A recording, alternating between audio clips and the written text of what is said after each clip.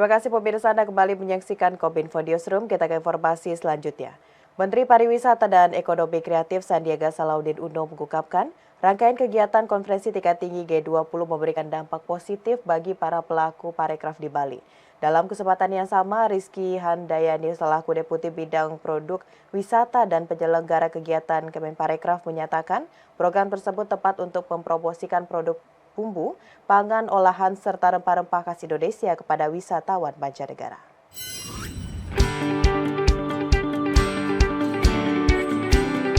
Dalam konferensi pers yang dilaksanakan di Nusa Dua Bali, Menparekraf Sandiaga mengatakan, berkat presidensi Indonesia dalam KTT G20 2022 terjadi peningkatan mobilitas dan kapasitas, baik dari maskapai Nusantara maupun maskapai internasional serta mendukung keberlanjutan ekonomi masyarakat Bali.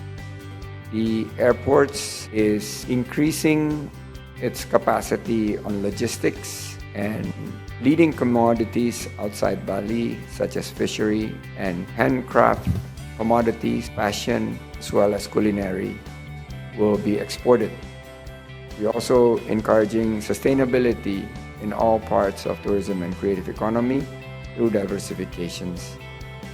Bersamaan dengan hal tersebut, program Indonesia Spice Up the World menjadi salah satu program utama pemerintah lintas kementerian lembaga sebagai upaya perluasan pemasaran produk bumbu atau pangan olahan dan rempah Indonesia. Program ini menguatkan industri kuliner Indonesia dan pengembangan restoran Indonesia di luar negeri atau bagian dari gastrodiplomasi restoran. Deputi Bidang Produk Wisata dan Penyelenggara Kegiatan Kemenparekraf Rizky Handayani dalam press conference di Nusa Dua Bali mengatakan, program ini tepat dilaksanakan saat presidensi G20 Indonesia untuk mempromosikan produk bumbu atau pangan olahan serta rempah-rempah khas Indonesia kepada wisatawan mancanegara. Pada pelaksanaannya, menu makanan khas Indonesia disajikan kepada para delegasi dan tamu undangan, seperti rendang daging, soto ayam, dan nasi goreng, serta hiasan bumbu bahan makanan yang terdapat di meja makanan para tamu undangan. Selain mempromosikan kuliner khas Indonesia, pelaksanaan Indonesia Spice Up the World diharapkan juga dapat membantu pencapaian target nilai ekspor rempah serta bumbu masak Indonesia sebesar $2 miliar Amerika Serikat. Dari segi tadi makanan, kita berkaitan dengan program Indonesia Spice Up the World, Mas Menteri. Jadi memang kita saat makan itu di meja, terus sebagai hiasannya juga kita tampilkan sebenarnya tumbuhan makanan di Indonesia dan bumbu-bumbu. Jadi itu satu tadi, dan apakah itu promosi? Betul, itu promosi Indonesia sebagai destinasi gastronomi. Ke depan kita harapkan turis-turis yang datang juga turis-turis yang special interest on gastronomi, jadi ke sana. Jadi juga dalam pameran pun dari awal Mbak Wamen mengarahkan bahwa semua yang dipamerkan itu punya cerita. Jadi bukan hanya produknya tapi proses maupun keterlibatan dari komunitas masyarakat yang perlu ditampilkan. Jadi memang dari awal itu kami konsepkan seperti itu.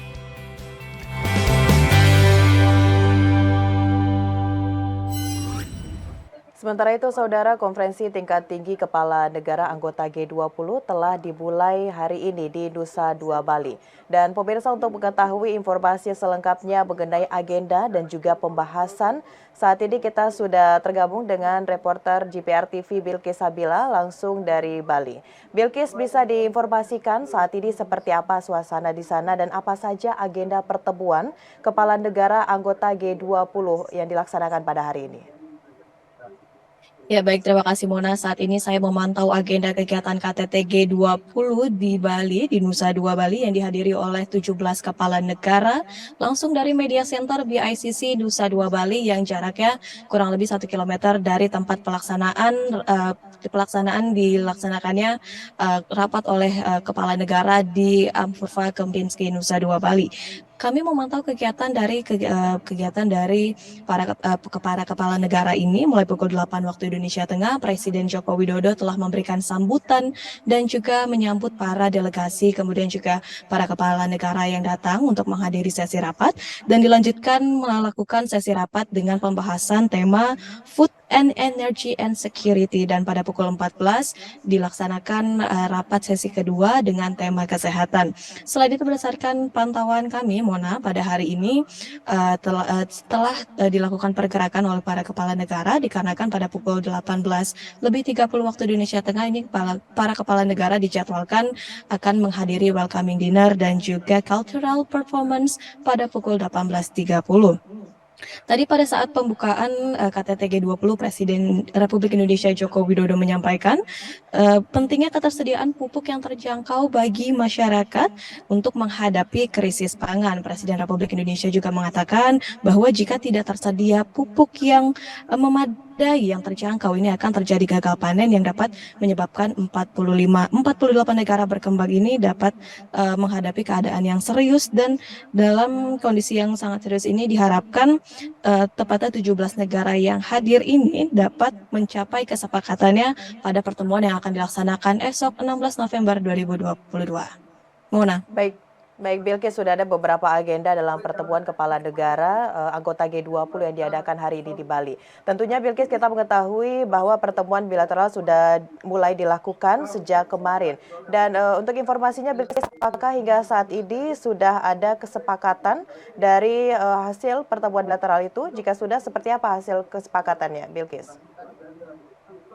Ya baik Mona, sudah mulai ada pertemuan bilateral dari agenda KTT G20 Indonesia ini sudah sejak kemarin.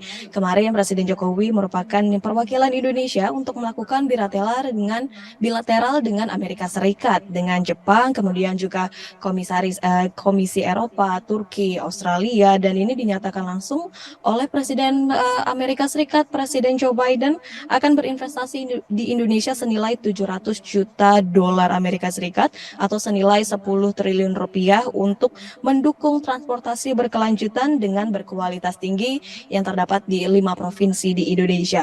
Ini juga akan mendukung pembangunan lebih lanjut, membangun kapasitas pasar keuangan, kemudian juga untuk meningkatkan kaum perempuan serta meningkatkan UMKM, dan Presiden Amerika Serikat Joe Biden juga mengumumkan komitmen untuk berinvestasi ke Pertamina sebanyak 2,5 miliar dolar atau setara dengan 38 triliun, dan ini nantinya akan menghasilkan satu teknologi untuk mengurangi emisi karbon di sektor penyulingan kimia dan juga baja. Dan kita juga tentunya masih menantikan hasil dari bilateral lainnya, karena kemarin malam baru saja diadakan pertemuan antara Presiden Amerika Serikat Joe Biden dan juga Presiden Xi Jinping untuk mencapai komitmen masing-masing di negara tersebut untuk bersepakat tidak melakukan kompetisi dan tidak berujung pada konflik yang berkelanjutan. Dan Presiden Joe Biden juga mengatakan kepada awak media untuk tidak terjadi perang dingin di antara kedua negara tersebut. Kita masih akan menunggu, akan ada peraturan bilateral selanjutnya yang akan diumumkan kesepakatan pada esok hari. Dari Nusa Dua Bali, Bilkis Sabila melaporkan kembali ke Jakarta. Baik, Bilkis melaporkan langsung dari Nusa Dua Bali mengenai beberapa hal agenda yang diadakan di Nusa Dua Bali KTT G20, dan tentunya dengan beberapa hal yang disampaikan tadi, pertemuan bilateral antara Indonesia dan beberapa negara anggota G20 sudah mulai memperlihatkan hasil yang positif untuk pembangunan di Indonesia. Terima kasih Bilkis telah melaporkan langsung, selamat melanjutkan kegiatan. Pemirsa, setelah ini kami akan kembali dengan informasi dialog mengenai fasilitas kesehatan di presidensi KTT G20 sesaat lagi.